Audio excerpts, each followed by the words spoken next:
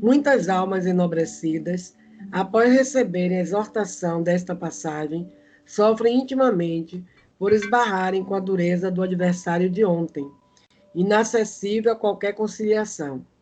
A advertência do mestre, no entanto, é fundamentalmente consoladora para a consciência individual.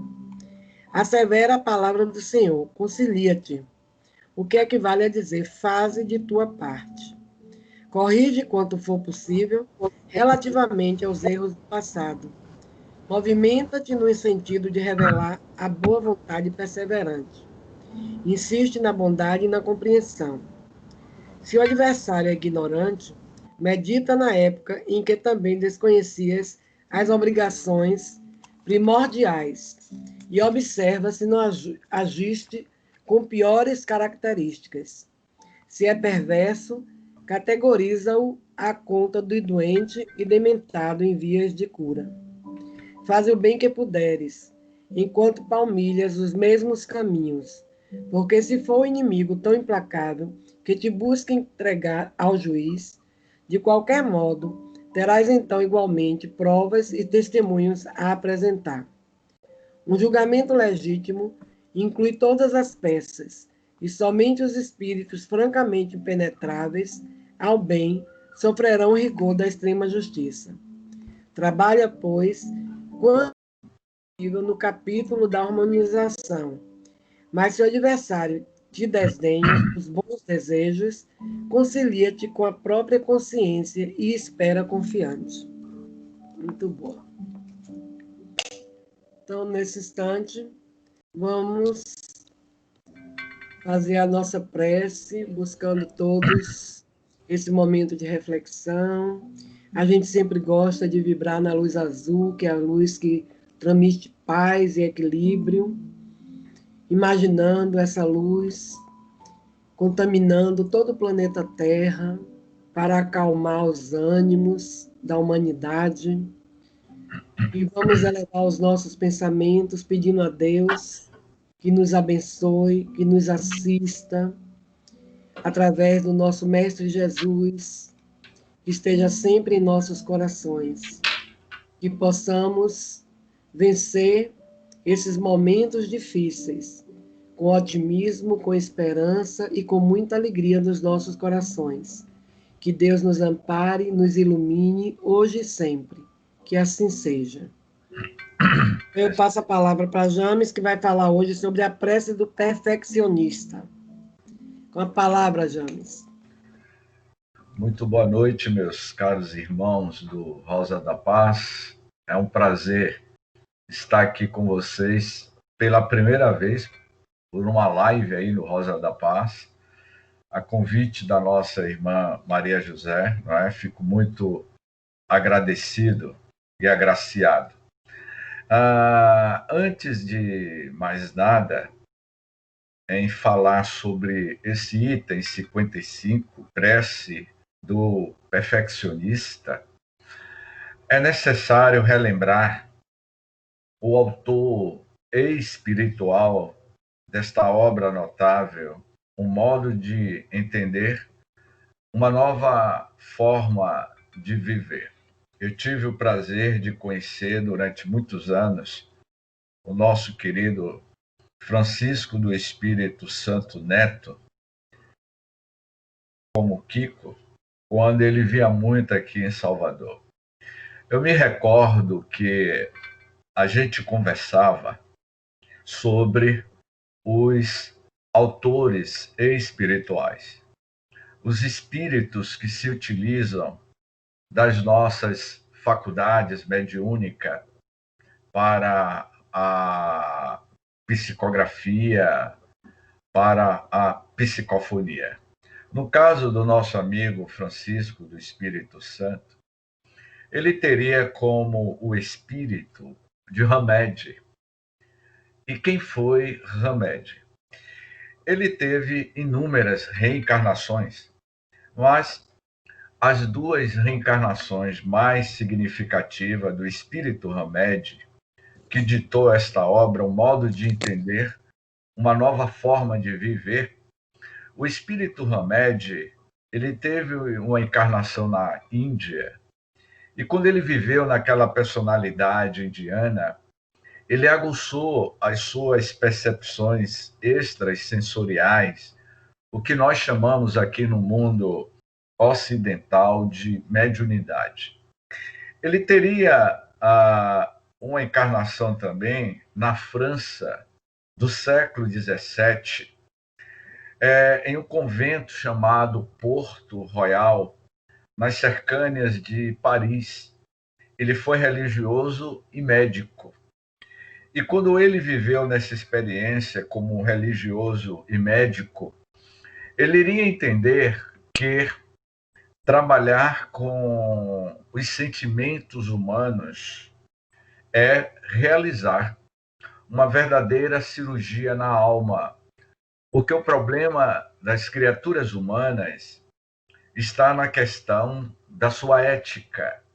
E Hamed, praticamente, em todas as suas obras, especialmente este livro, um modo de entender, não é?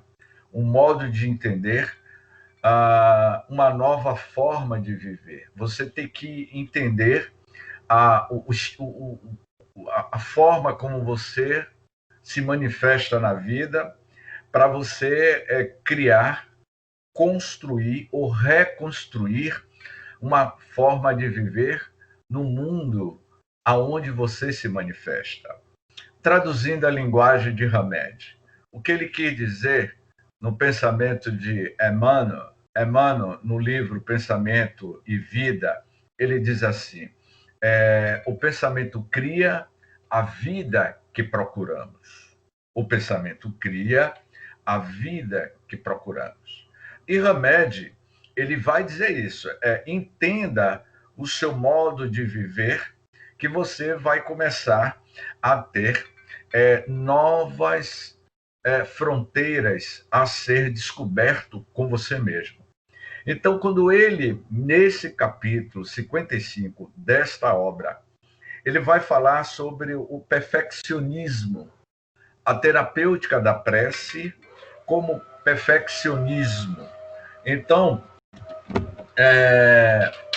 ele diz assim, vocês estão ouvindo bem? Estão ouvindo bem? Deixa eu botar aqui, porque... Oi? Estamos ouvindo. Peraí, deixa eu... Minuto, por favor.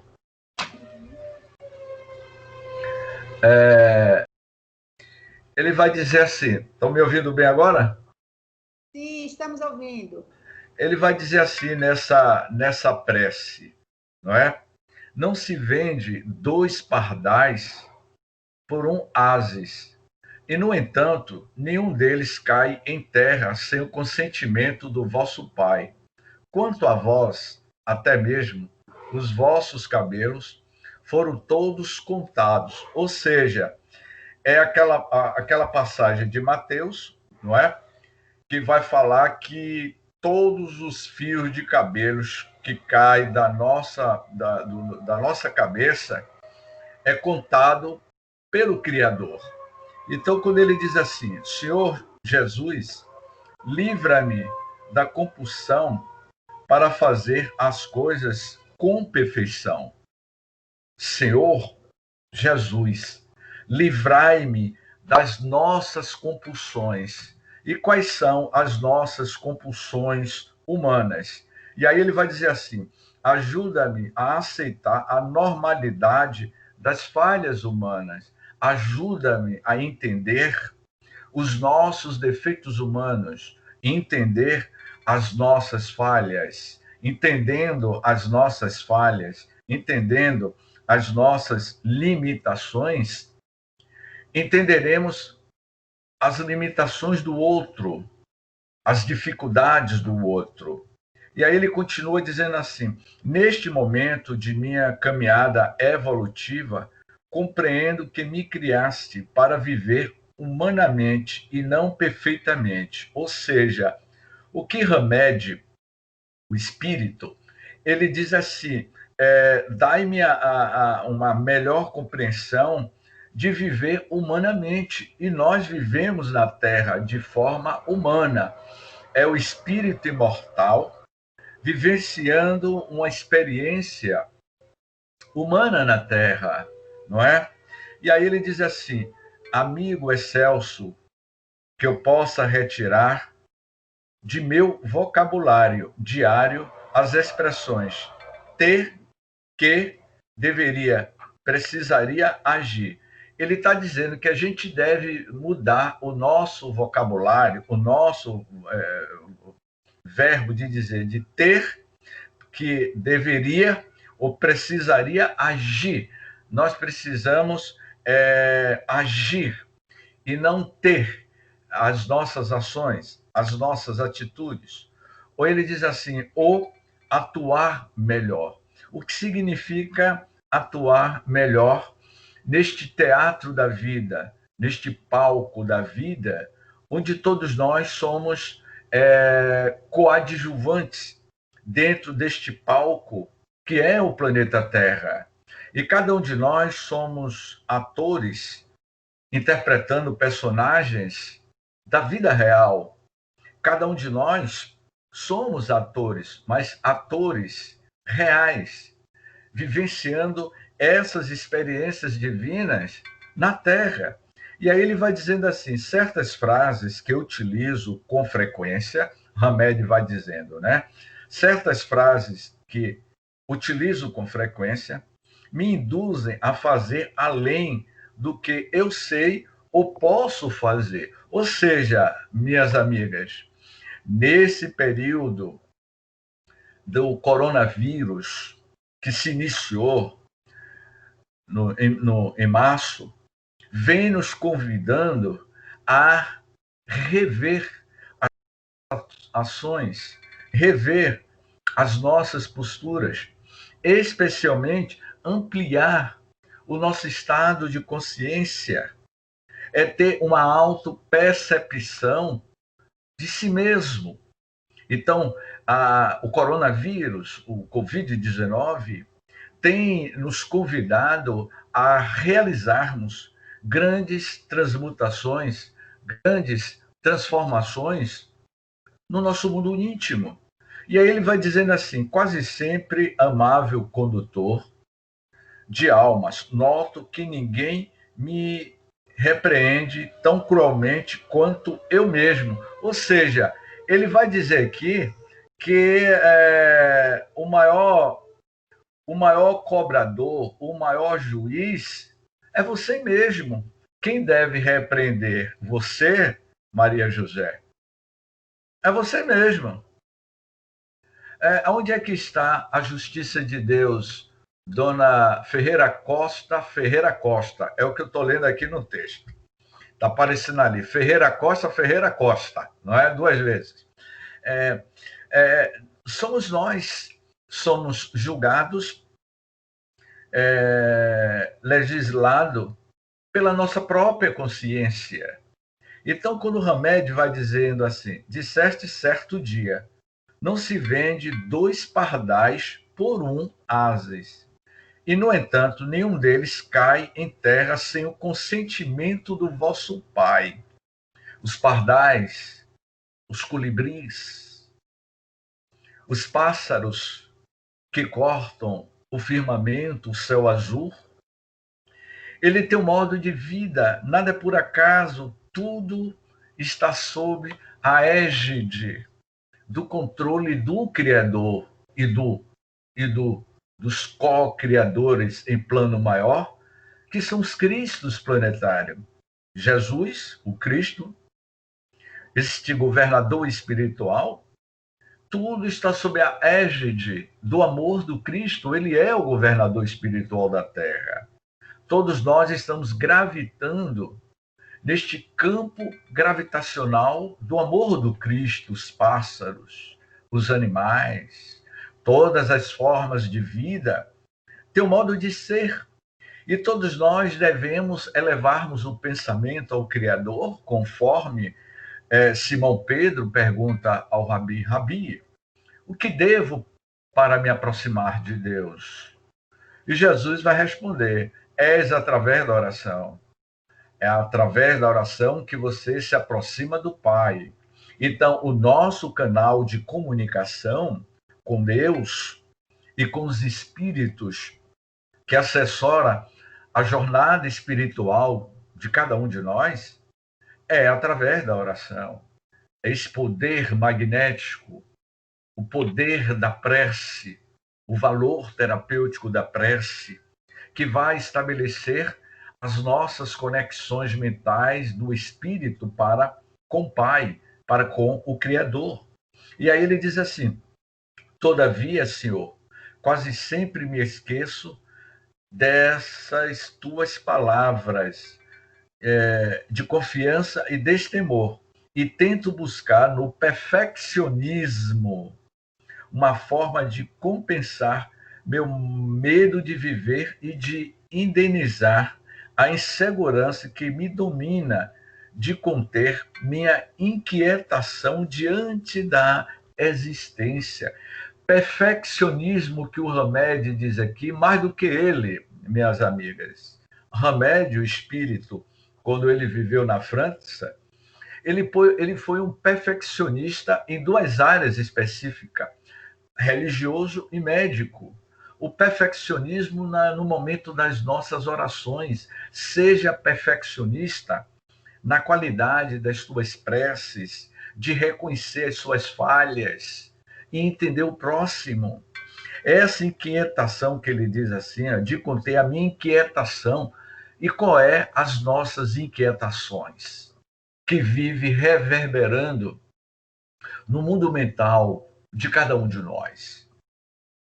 Depressão, crises da meia-idade, a crise dos 40, a crise dos 50, a crise dos 60 e por aí vai. A crise da puberdade, quando eu falo a gente, porque todos nós já passamos, porque aqui nessa sala ninguém é mais adolescente. Dona Ferreira Costa passou pela sua fase de puberdade, que não foi fácil, não é?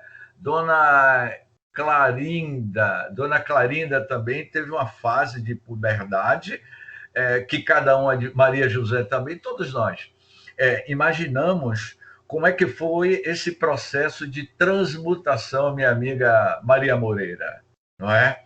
Essa fase de mudanças. Então, nós estamos constantemente tentando ter uma nova compreensão de nós mesmos, buscando o perfeccionismo de entendermos que nós temos as nossas limitações. O perfeccionismo na ética do amor. Eu preciso amar mais. Eu tenho que ser perfeccionista e amar o próximo. Olha que virtude perfeita. Eu desejo ser perfeccionista na gratidão. Ô James, e como se exerce o perfeccionismo da gratidão? Eu responderia com a frase de Joana de Ângeles, Maria José, que foi fruto de um seminário que eu tenho 5 anos que eu venho fazendo um seminário sobre a psicologia da gratidão, em cima do livro da Joana, e que Joana, nesse livro, A Psicologia da Gratidão, ela vai dizer assim: a gratidão é a assinatura de Deus em sua obra. E o que nós somos nas mãos de Deus? Não somos uma obra criada por Deus? Então, a gratidão é uma assinatura de Deus na sua obra. Portanto, nós carregamos o DNA da gratidão no ser eterno que eu sou, que nós somos. Mais adiante, ele vai dizer assim: esclarece-me, mestre Galileu, para que eu perceba com clareza minhas fronteiras internas e externas, e jamais deixes que eu me compare com os outros. Quando faço comparações, sempre me afasto do Senhor. Ele está querendo dizer aqui que é para Jesus dar uma maior clareza espiritual a ele, para que ele perceba as suas próprias fronteiras internas e externas, as nossas limitações, as fronteiras que ainda existe dentro de nós, e jamais deixe que eu compare com os outros, que a gente faça comparação com o próximo. Então, no momento que as nossas fronteiras deixarem de existir, as fronteiras do egoísmo, as fronteiras da hipocrisia, um dia, a humanidade iniciará o seu processo para o mundo de regeneração, porque o mundo de regeneração se inicia dentro de nós, é derrubar essas barreiras internas e externas que existem dentro de nós. O mundo de regeneração, ele só ocorrerá se nós derrubarmos as barreiras do preconceito. Vidas negras importam, como eu estava falando essa semana, eu postei aí no Instagram, vidas negras importam, vidas brancas importam, vidas indígenas importam, vidas LGBT importam, vidas pardas importam. Todas as vidas humanas, independente do pigmento da epiderme, importam. Porque para o Criador, para os espíritos que guiam a humanidade, a questão não está na epiderme, está no preconceito humano. Porque o espírito, ele se manifesta, quer seja no sexo masculino, quer seja no sexo feminino. O espírito que habitou a sangue nobre italiano, aqueles espíritos que viveram na Itália no tempo do Cristo, muitos deles reencarnaram no continente africano, se tornariam escravos, retirado das suas tribos da África e trancafiado nos calabouços dos navios negreiros entre o continente africano para o continente brasileiro. Escravos esses que muitos deles, na época do Cristo, eram italianos, romanos, de epiderme branca, de sangue nobre, como eles diziam. Os senhores feudais da Idade Média, muitos deles reencarnariam mais tarde no continente africano para sentir na epiderme negra a questão da escravidão. E Castro Alves, o jovem Castro Alves, iria escrever um poema, O Navio Negreiro. Ó Senhor Deus dos desgraçados, que fizestes, ó Senhor Deus, essas criaturas para morrerem nessas circunstâncias. E foram mais de 6 milhões de escravos oriundos do continente africano e trazido para o continente sul-americano. Por que eu fiz essas considerações? Porque para Deus independe, para Deus e para o Cristo planetário, o que importa é a compreensão de que nós somos criaturas na Terra em trânsito, em evolução. E ele vai dizer assim, esclarece-me, mestre Galileu, para que eu perceba, aqui eu já li, que eu perceba até onde devo ir, até onde minhas forças aguentam, até onde são úteis e verdadeiras as minhas buscas existenciais. Quais são as verdadeiras buscas existenciais? Eu não vou citar o nome dessas duas pessoas que eu conheço pessoalmente, tenho convivência de muitos anos com essas duas pessoas, uma amiga e um amigo que teve Covid-19, e eu vi relato dessas duas pessoas, uma amiga e um amigo, ambos frequentaram minha casa.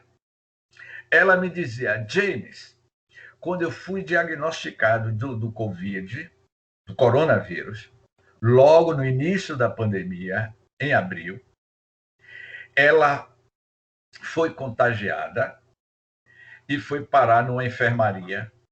E lá ela relata, James, Durante o período que eu estava no leito da enfermaria, dividindo a enfermaria com outros pacientes, foi aí que eu percebi. Era como se fosse um filme cinematográfico passando na minha consciência, e eu dizia: será que eu vou escapar? E ela era uma pessoa de risco. Ela iria dizer: James, neste momento eu me lembrei de tudo que eu aprendi na doutrina espírita. A doutrina espírita foi uma fortaleza para mim. Enquanto eu buscava a oração na enfermaria, eu via pacientes ao meu lado entrando em desespero, dizendo que queria sair dali em desespero.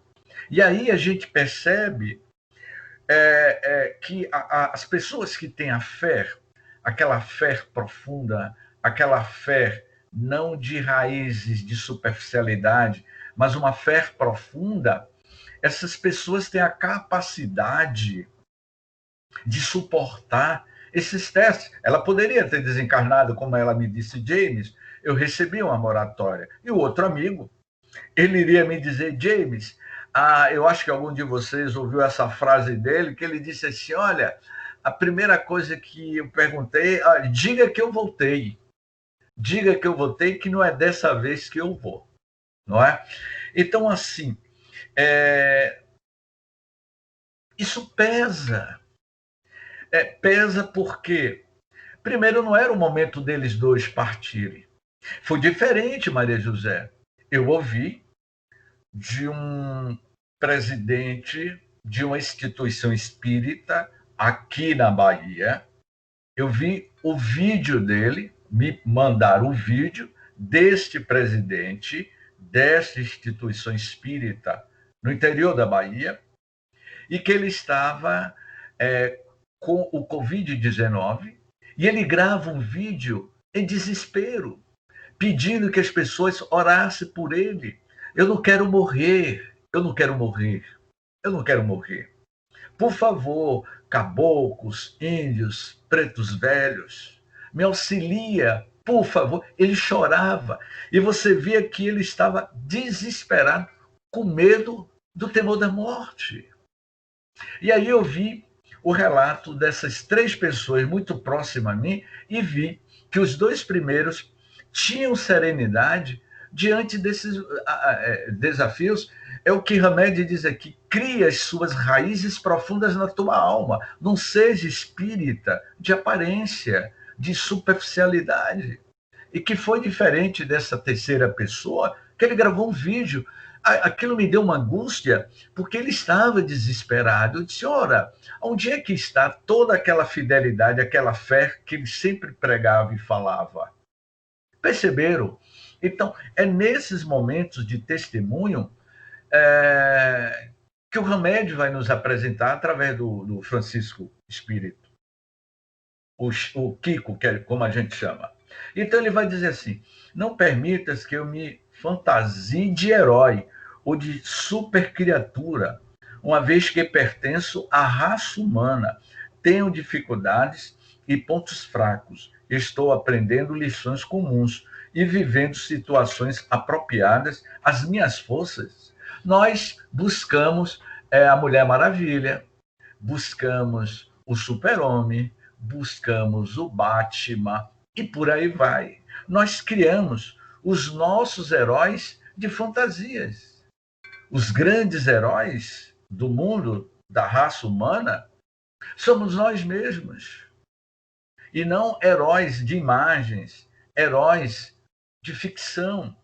E aí ele diz assim: Rabi de Nazaré, não consintas que eu ignore os meus erros, pois dessa forma tudo que eu teria que aprender com eles ficaria prejudicado. E aí ele diz assim no outro parágrafo: luz do mundo. E eu gosto muito dessa frase, Maria José. Luz do mundo. Me lembra Amélia Rodrigues falando sobre a luz do mundo. Luz do mundo, quando a síndrome de onipotência me envolver, a casa mental, ajuda-me a desvencilhar dela, rapidamente, a admitir minha vulnerabilidade e a retomar o que me é devido. A síndrome de onipotência, a síndrome de mito, Dona Maria José. Essa história de mito que a gente ouve dizendo que o mito, fulano de tal é mito. Eu não vou entrar aqui em detalhes, que eu acho que vocês entenderam o recado.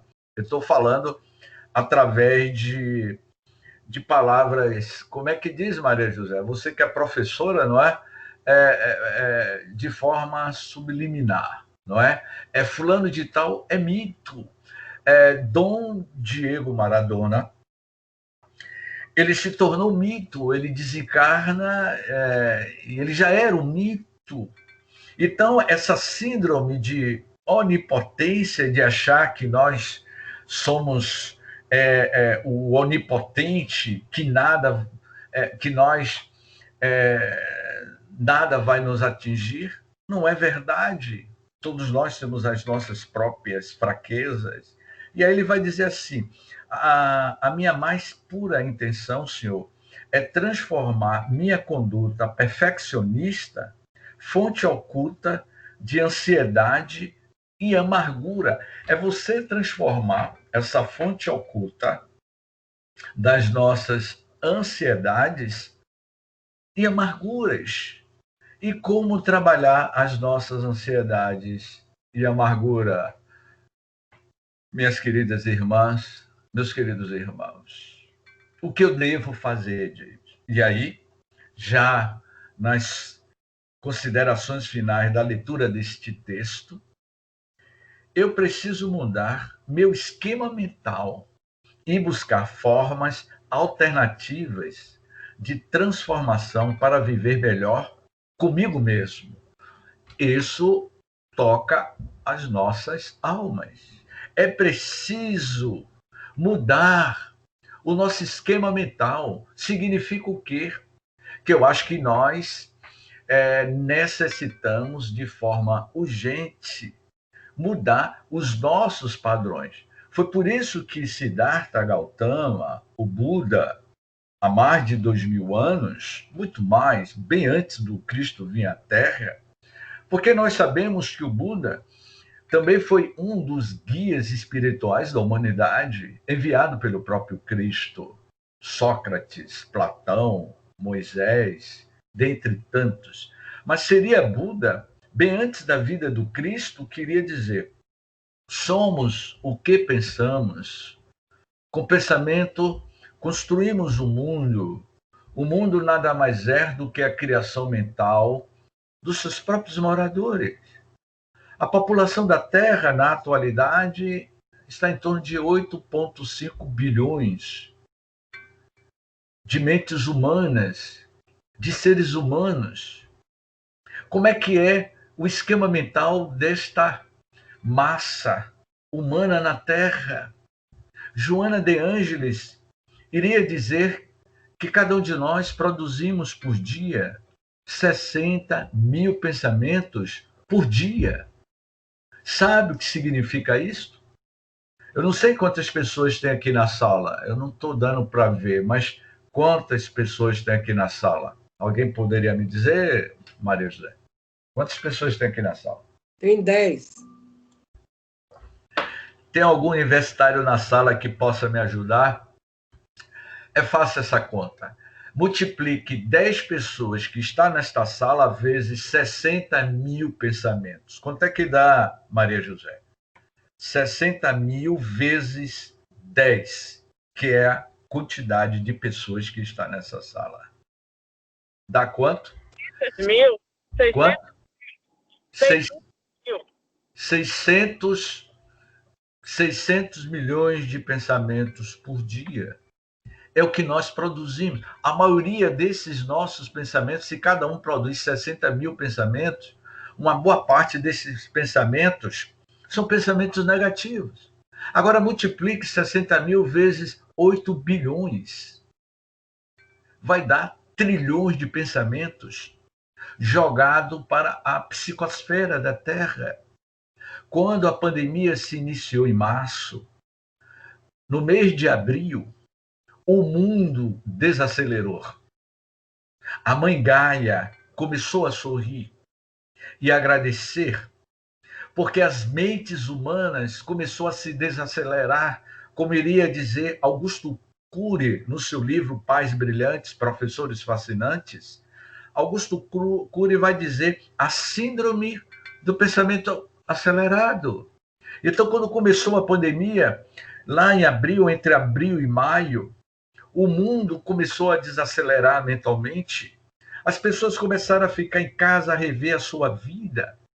E começaram a ocorrer fatos de zumbindo no planeta.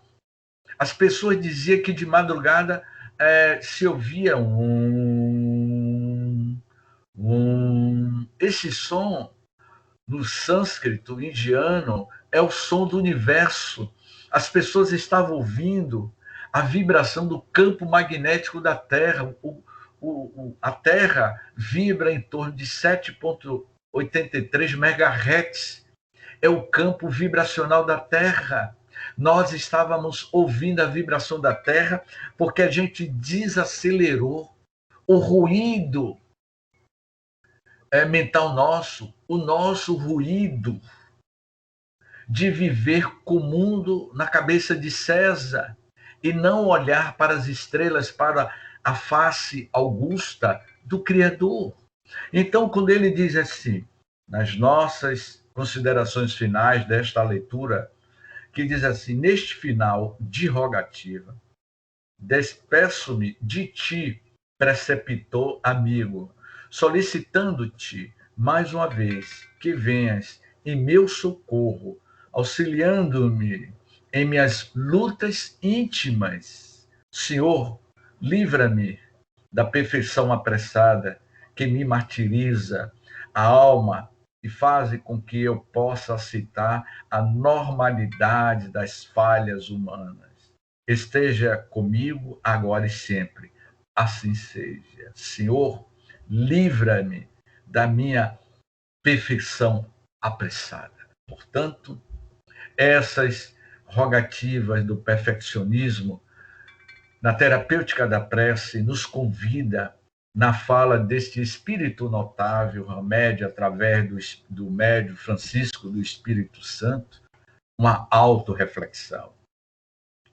Que tipo de qualidade de prece e de rogativas nós estamos evocando para o divino peregrino da esperança, para o governador da terra, para o Criador do mundo? Nós somos a mais pura expressão de Deus na face da terra. Portanto, meus queridos irmãos, que possamos refletirmos sobre as nossas atuações diante dos grandes desafios que cada um de nós estamos vivenciando.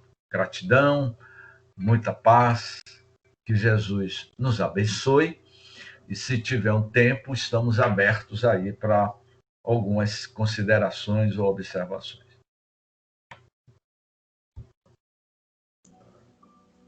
Alguém tem alguma questão? Quer tirar alguma dúvida com James? Ainda temos um tempinho.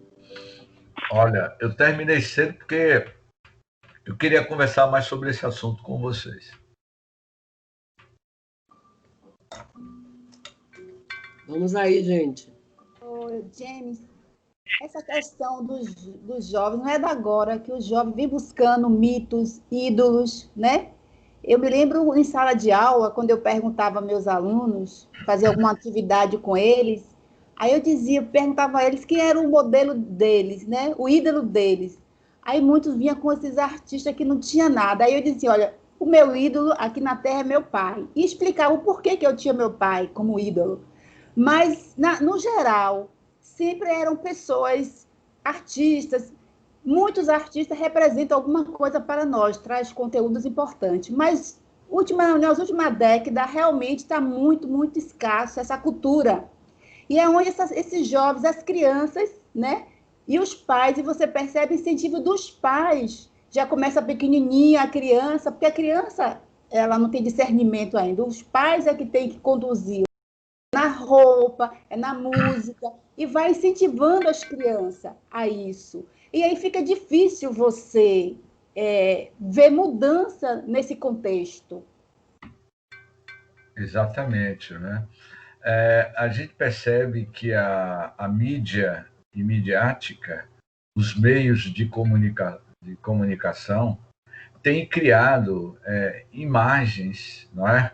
Tem criado mitos, estrelatos, e a juventude, e os jovens também, as pessoas, tenta buscar normas de padrões estabelecidos por essas mídias. Eu me lembro que uma novela que fez sucesso na década de 80, final dos anos 80, 89, que era Vamp. E nesta novela tinha uma atriz que muito me chamava a atenção, que era a Cláudia Ohana. E quando eu via a Cláudia Ohana contracenando com Neila Torraca, naquele personagem do vampiro, não sei se vocês lembram dessa novela, Maria José, confesso a você que eu acabei me apaixonando por... Não, viu? Era o Vlad. Era o Vlad, James. Pois era, o Vlad, e tinha Cláudia Ohana, a atriz que fazia uma das vampiras. E quando a Cláudia Ohana aparecia vestida de vampira, eu me apaixonei por ela. Eu sempre tive assim, eu sempre sonhei com Cláudia Ohana.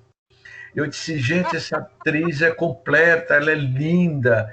Eu daria tudo, minha amiga, para que Cláudia Ohana, naquela novela Vamp, mordesse o meu pescoço. Eu daria meu pescoço para que ela mordesse como vampira e sugar meu sangue. Isso em 89. E olha que eu tinha 1 ano de casado. Eu estava ainda na fase de lua de mel. Minha esposa, na época, estava criando ciúme. Eu disse, para você estar com ciúme de Cláudia Ohana, eu nunca vou ter a oportunidade de conhecer Cláudia Ohana, que ela mora no Rio. Enfim, os anos se passaram.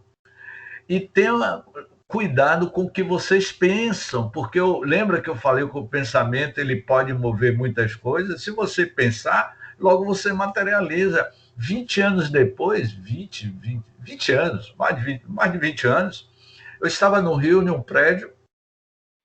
Eu fui trabalhar no Rio, passei uma semana no Rio, alugamos um apartamento, a empresa que eu trabalho alugou um apartamento no Rio, em Copacabana, e um belo dia eu estava descendo no elevador. Quem entra no elevador aonde eu estava? Quem? Imaginem vocês, Cláudia Ohana. E quando ela entrou, que eu vi aquela baixinha, que tem a minha idade, eu tenho 59 anos, Cláudia Ohana tem 59 anos, tá vendo que eu sei a idade dela e tudo? Sei tudo sobre Cláudia Ohana, não é? Então, ela entrou no elevador, quando eu olhei, era ela. E aí, a única coisa que eu lembrei foi disse, olha, adorei aquela novela sua de Vamp, que você se vestia de vampiro. Ela deu risada, você gosta da teledramaturgia? Eu disse, gosto, já assisti algumas novelas com você, mas fiquei me controlando. Ela é baixinha, muito bonita. E aí ela virou para mim, isso dentro do elevador. Graças a Deus que só tinha eu e ela no elevador, não apareceu ninguém para atrapalhar nosso diálogo. Mas quando chegou no térreo, ela virou para mim, foi um prazer em conhecer, e deu aquele sorriso. Eu ganhei a semana e voltei para Salvador com o coração envolvido. E quando eu disse à minha ex-mulher que eu tinha encontrado com Cláudia Ohana, ela ficou com raiva, paciência. Então, assim, nós criamos imagens que é produzida pelo nosso pensamento, não é? Eu citei essa história. Quando você deve ter apenas exemplo, você deve ter como herói o Cristo. Jesus é o nosso modelo de heroísmo cósmico espiritual. Os outros são imagens. O que eu senti por ela era apenas um biotipo humano. É um sentimento humano e não um sentimento espiritual. Essa é a diferença. O que eu sentia por esse personagem da novela era um sentimento humano e não sentimento espiritual. Porque o que é humano vai desaparecerá com o humano. O que é espiritual continuará com os sentimentos espirituais. Ok? Mas alguém quer Uma se coisa pronunciar? Vai, Uma coisa que você falou que é muito interessante, James, que é em torno de tudo isso, né, que foi trazido aqui à tona, é o comportamento, o nosso comportamento como espíritas, né? E aquilo que você relatou do senhor que é, né, um integrante do movimento, e no momento que se viu acometido pela doença, né, entrar em desespero, é algo que a gente precisa ainda, apesar de sermos espíritas, sabermos da vida eterna, nos trabalhar muito. Há uns 3 anos atrás, Zezé já tinha essa preocupação e levou Jair Pitanga para fazer uma palestra para a gente lá sobre o temor da morte. E desde aquele momento ele já nos alertava para isso, que nós somos espíritas, mas temos medo de morrer, né? Então, é como você falou, a doutrina não criou raízes dentro da gente.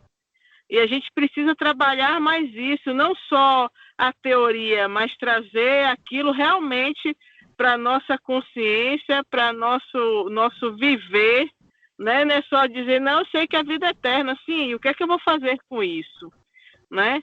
Não é só a reforma íntima nesse momento, a gente tem que se preparar e cada ano que passa, apesar de ainda estarmos jovens, né, nos sentimos jovens, a qualquer momento nós podemos partir. E eu sei que eu tenho também que me preparar melhor para esse momento, e eu acho que isso é uma coisa que o movimento realmente precisa. Exatamente, não é?